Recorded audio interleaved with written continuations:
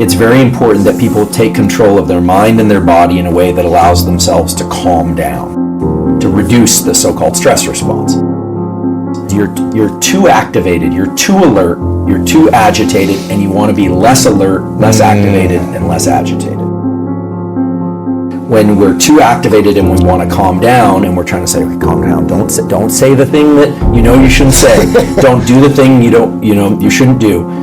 And then there's the other kind of limbic friction, which is the world is happening really fast and we feel buried, we're overwhelmed, and we need to get more activated. We need more energy. We need more energy. We need to be able to lean into life, and we're feeling overwhelmed. So the first thing for anyone trying to navigate stress, and then we'll talk about trauma, is to understand in what kind of stress they're dealing with. Are you exhausted and having a hard time getting your energy up? Or is your energy too high and you're having a hard time getting your energy down? Because the solutions to those are often quite different. Trying to control the mind with the mind is like trying to grab fog. It's vapors, you're never going to grab it. The nervous system includes the brain, but also all the connections to the body and back again. And so when you can't control your mind, you want to do something purely mechanical. All trauma, anxiety, fears, they all map back to stress in some way. Now, you can have stress without trauma. You can have anxiety without trauma, but you can't really have trauma without stress and anxiety. Even though there aren't really strict definitions of the boundaries between trauma and stress and fear, I think it's fair to say that trauma is a fear and or stress response that's happening at the wrong times. Right? It's sort of carrying over from an experience that's making life uncomfortable or in some cases exceedingly challenging.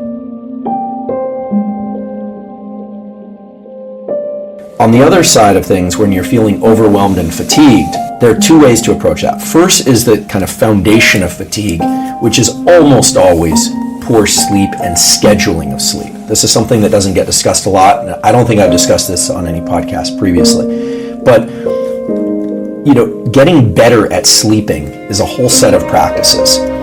But sleep is a slow tool. It's not a real-time tool, because if you're feeling exhausted and you have to get up and have your day, deal with children, deal with work, deal with life, we can talk about how to get better at sleeping, but in real time, what you want to do is you want to bring more alertness into the system. Focus and alertness.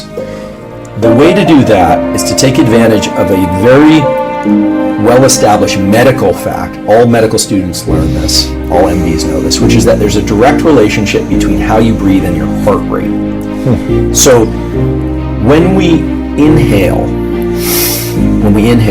it almost feels like everything's moving up. But actually what happens is our diaphragm moves down. When that happens, our heart literally gets a little bit bigger. The volume of the heart gets a little bit bigger, which means that whatever blood in there is moving per unit time a little bit slower. And there's a set of neurons in the heart called the sinoatrial node that sends a signal to the brain and says, hey, blood flow is slowing down. And the brain sends a signal back to the heart and says, okay, let's speed up, and speeds up the heart rate. So the short, concise way to put it is when you inhale more vigorously or longer, you're speeding up your heart rate. This actually, there's a name for it in the medical community, but the important thing to understand is as you inhale, you're sending a neural signal to your heart to speed up. And when you exhale, the diaphragm moves up, the heart gets a little bit smaller, literally because there's less space there.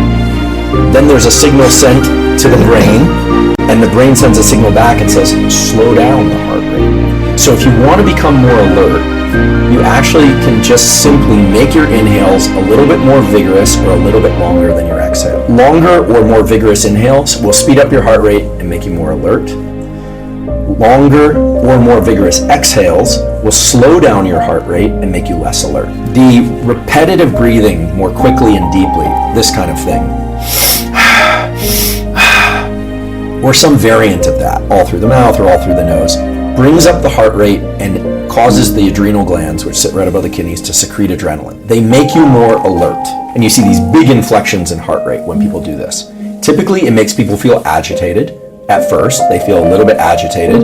And then when you exhale and hold your breath for 15 seconds or so, or what you're doing essentially is you're learning to be calm as your body is flooded with all this adrenaline and the heart rate is going. And that is 100% top-down control. What you're doing in those moments is you're learning to take your forebrain and say, fight the temptation to move. Fight the temptation to breathe. This particular pattern of breathing,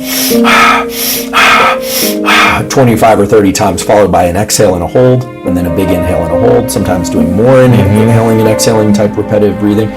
That is really somebody training themselves how to self-induce stress. And we know from some good literature and some emerging science that's still ongoing that it is possible to get comfortable in these agitated states so that your mind is okay, feels okay when the body is feeling like it wants to tremble or move, that you can learn to suppress that activity.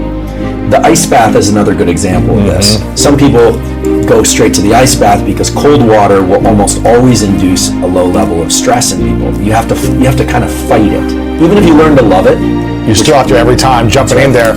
Okay, I got to control the mind essentially to calm. Right. Exactly. So the body is saying, "This is really cold. This is really cold. Get out now." And you're pushing back on that. And it's top-down control. It's pure top-down control. And you could do this any number of ways. There's actually something called the hour of pain. The hour of pain was actually described to me by a friend of mine, former military special operations guy, who said that they place you. This wasn't through military, but this is a kind of outside the military extracurricular activities of placing you into one position on the floor, and you have to stay there for an hour, which can be excruciating. There's so much limbic friction where you want to move so badly because the stabilizing muscles of the body and the feedback in our musculoskeletal system says, move, move, move. I just want to move the tiniest bit. And so all that practice is, it's just a different version of the ice bath. Yes. You're learning top-down control. So,